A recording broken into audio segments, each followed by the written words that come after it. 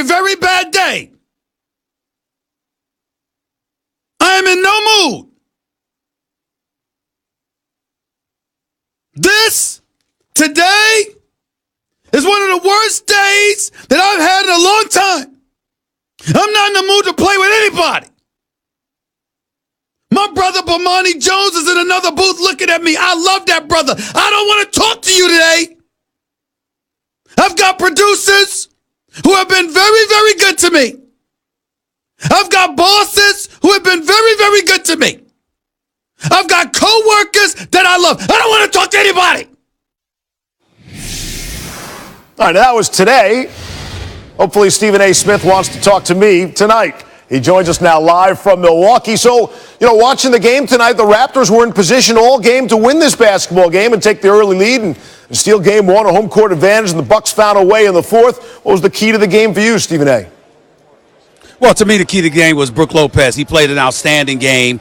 He finished with 29 points, hit about 4 3-pointers, including a key 3 late in the game. And he was that X factor. And he was battling another X factor in Kyle Lowry. I think the thing that you've got to look at peeling from tonight's game is what shot can Toronto possibly have after losing this particular game? Kawhi gives you another 30-plus. He finished with 31. But Kyle Lowry, notorious for struggling come playoff time because of his miniature stature, drops 30, including about 7 or 8 3-pointers, and you still lose. Siakam didn't score but 6 points after the first quarter. You're looking at Milwaukee, and they turn it around. They got trees everywhere. The Greek Freak finishes with 24 and 14. Brook Lopez is hitting threes. Malcolm Brogdon comes off the bench and gives you 15 points off the bench. That's more than anybody combined gave you off of Toronto. So you look at it from that perspective. Toronto, you can look at it and say, hey, they still have a chance. But here's the bottom line. Milwaukee shot 25% from three-point range. They struggled miserably in the first half, and they still won. And they won primarily because of Brook Lopez, not the Greek Freak. That should spell trouble for you if you're to the Toronto Raptors, and it certainly does spell trouble. That third quarter specifically has to be the real painful aspect for Toronto. They had a chance to really blow the game open at that point if those two star players got any help from their bench. Well, listen, let's not forget this. Kawhi Leonard dropped about 14 points in the third quarter. The fourth quarter, he was held to 2 points. He didn't do anything in the fourth quarter. Now, that might have been primarily because Kyle Lowry was doing this thing, but still in all, you expect more from Kawhi Leonard in the last 12 minutes of a playoff basketball game, particularly when you saw what he did for you in the first 2 rounds of these playoffs against Orlando and then against Philadelphia. But this is a different monster he's going up against. The Greek Freak and Lopez down low on that front line gives you some problems, along with Mirotic, and what he can give you in terms of size. And then you got that pit bull, that's Bledsoe. He's defending you well, and they're getting contribution from all over the place on the defensive side of the ball. So give credit where credit is due. Milwaukee was presumed to be the better team coming into this series, and as far as I'm concerned, after just one game, they proved it, because on an off night, they still took Toronto out. Stephen A., do we afford Toronto the excuse of they were just coming off that crazy 7-game series, the win at home, and Milwaukee's been sitting around and waiting? Could there have been any effects tonight seen on the court by Toronto based off that last series? Well, first of all, to answer your first question, can we afford the Toronto Raptors an excuse? No. Period. It's game 1 of the Eastern Conference Finals. They're the ones that had rest. You had rhythm. Pick yourself. Rest, rhythm. Which one you want? I'd go with rhythm. So the bottom line is there's no excuse. They lost the game. Stephen A., thank you. Stephen A. Smith in a better mood tonight than he was earlier this morning on his radio show this afternoon. We appreciate that. Sports Center on the road is presented by Rocket Mortgage by Quicken Loans. Brook Lopez was the star of the game, as you heard from Stephen A. Getting it done, 12 of 21 shooting, 4 of 11 from 3. All out tonight. Lopez was one of the many stories. We want to talk about Giannis all the time. It was Lopez who outscored Giannis tonight, 29-24. That's how the Bucks get going. This is new, live on SportsCenter. Yeah, I mean, the thing that does stand out is, the putbacks and the stuff around the basket, particularly in the first half. We were, kind of struggling for scoring and just anything offensively. And he was able to kind of manufacture a couple things. And obviously in the second half, the threes and the spread that he gives us. And then defensively, I thought, we'll look at the tape, but I thought he was there, several times in the fourth quarter. Making blocks, making big-time contests, rebounding. Certainly in a big moment, that was a great Brook Lopez tonight. Did you know?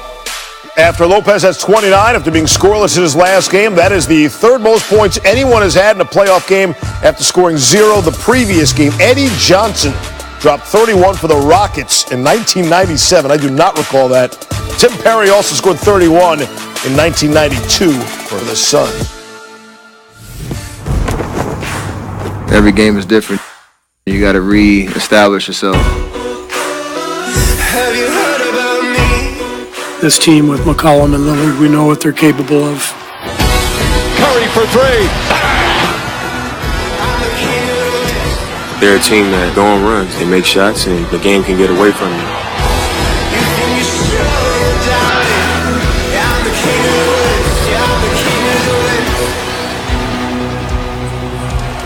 Outscoring Toronto 57-41.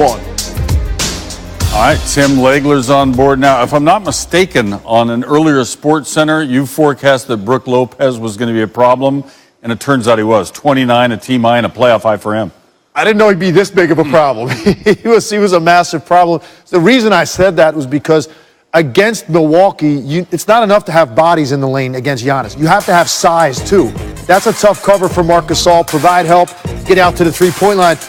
Lopez had a key role in not only the key run of the game, which I'm showing you right here, and you can see what goes on here. So you draw 2 on the penetration. You see Lopez out at the three-point line. So now Van Vliet's got a tough decision. He's got Lopez here. He's got Mirotic here. You're going to see in a second running in here. So he's got to decide. And in his mind, his head whips around actually more at Mirotic. I think he's more concerned about Nico, and Lopez is the guy that ends up running into this shot.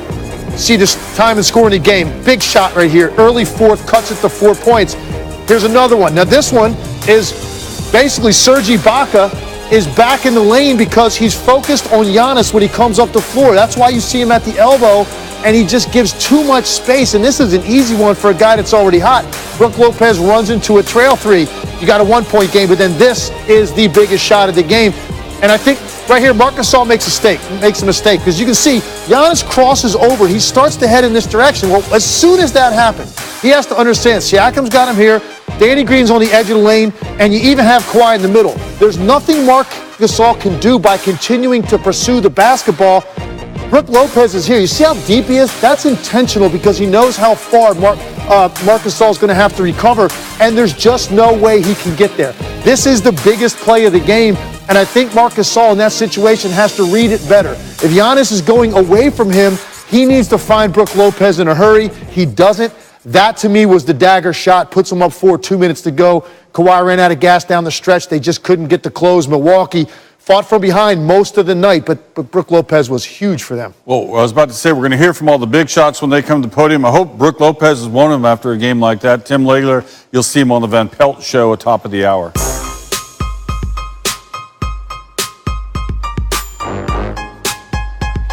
Off memory, Game 1 winner goes on to win 78% of the time in the conference finals since they began back in 1971. I feel like Kareem was involved in that. That's 78% right there.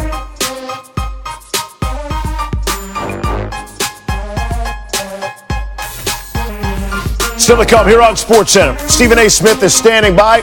We'll have much more reaction for what took place tonight in Milwaukee. The Bucks battling back in the fourth quarter.